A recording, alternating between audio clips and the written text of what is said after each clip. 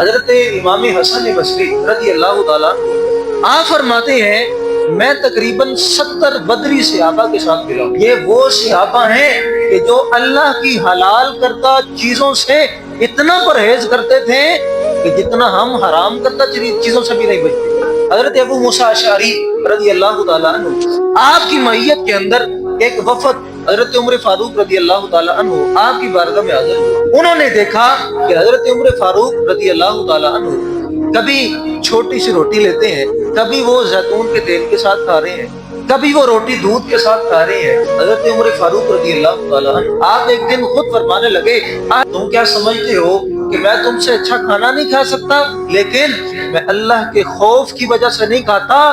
کیوں؟ اللہ نے قرآن کے اندر ایک قوم کو آر دلائی ہے، فرمایا اذھبتم طیباتکم فی حیاتکم الدنیا واستمتعتم بہا۔ رب نے فرمایا اس قوم کو کہ تم نے دنیا کے اندر ہی اپنے سارے کھانے کھا لیے ہیں، اب آخرت کے اندر تمہارا کوئی حصہ نہیں ہے۔